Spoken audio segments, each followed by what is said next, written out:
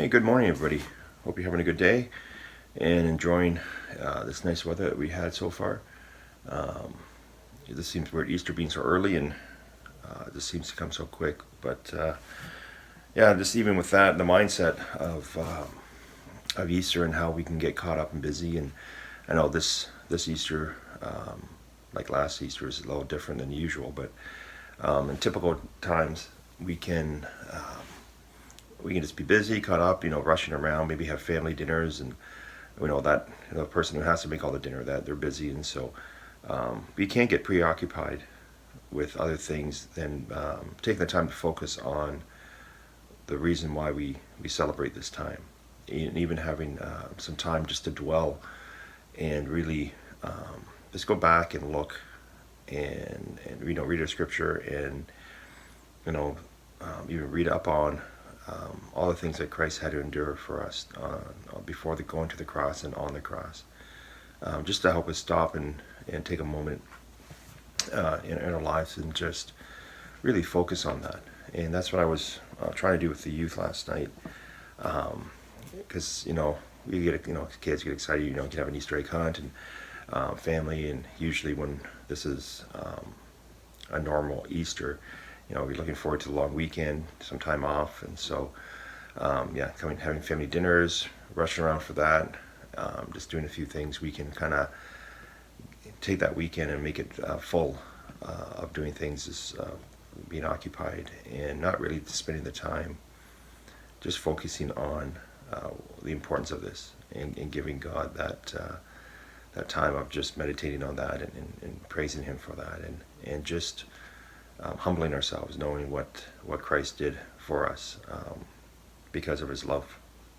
And so we started, as I know we've heard the story and we all know, what happened. Why did Christ? What was the plan of redemption? Right? We went back to Genesis 3, talking about the fall, and that was the moment where God made a plan of redemption for us. Adam and Eve fell, and consequently every offspring would be born into sin. And so I read about hell because it was created for Satan and the fallen angels, and Revelation 21 talks about anyone who isn't of God, doesn't know God, it will be there as well. And so we see the punishment of that, and that was the place where all of us would be if Christ hadn't come to the cross. And so we know what coming as a virgin birth and living His life and doing His ministry and the things that God has done. And for us, I'm going to read from Apr.1, starting at verse 12, and if we understand that, we understand the sacrifice, it says in Scripture, the cost that it was for Christ. Understand the torture and the pain, but the love of our God to do what He did.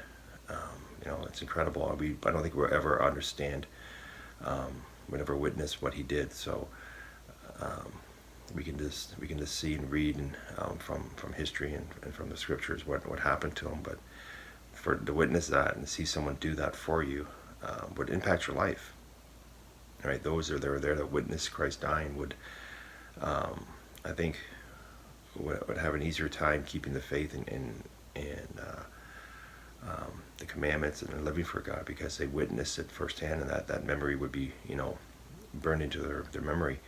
And for us, we can kind of hear the story for Sunday school every year, and the pastor always gives the Easter message same time. So we hear it, but we gotta go even deeper and really meditate on it and understand exactly what He did for us, and so that we can etch that in our brains and help us walk through each day and not to forget, because things are busy.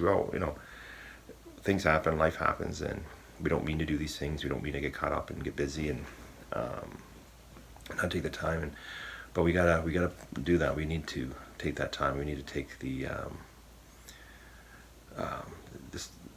time, and also just I can't think of the word here, but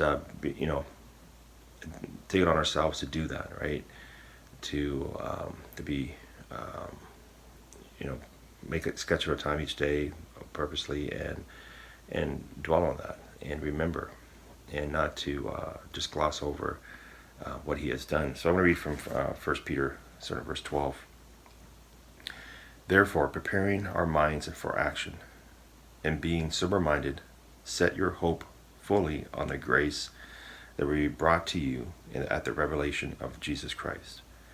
As obedient children, do not be conformed to the passions of your former ignorance, but as he who called you is holy, you also be holy in all your conduct, since it is written, you shall be holy, for I am holy.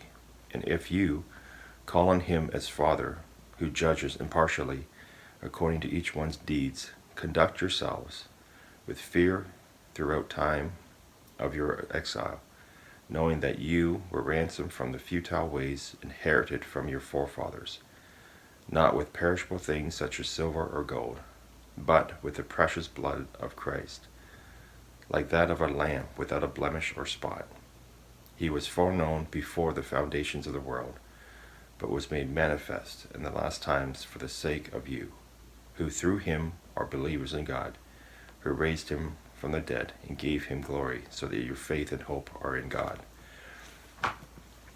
And when we take that time to understand what God did, right? We were bought and paid for by his blood, but something that it's more precious than anything else that we have here. And if we understand that, we will keep ourselves holy. We will strive to be holy, because God is holy, and our lives are not our own. They're his now. He bought and paid for us, and us as believers, we have given our lives to him, and that just helps us focus, right?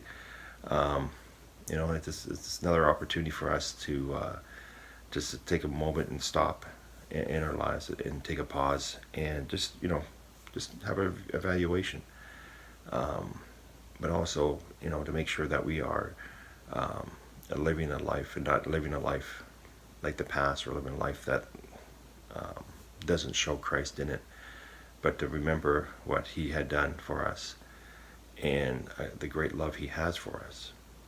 And he's done that for us. All the promises, all the blessings that we see in Scripture, it's going to be there. And it's not just a God who did this and he's sitting in heaven, saying, I'm done. He's hands-on always. And so how great of a God we have, to come off his throne and to come down here and serve and be treated the way he was, to be hated by all, because of that love. And so we just need to take some time to think about him, and that will help us each day when we're tempted and when we're going through our life to remind ourselves that he owns us and he deserves our obedience and our love. And so why would we love anything else but him? So I hope you have a good Easter. I think, we're going to be locked down, sounds like today. I think the news is coming through. So, here we go again. So I hope everybody's okay. And don't forget to reach out to other people if we are locked down again.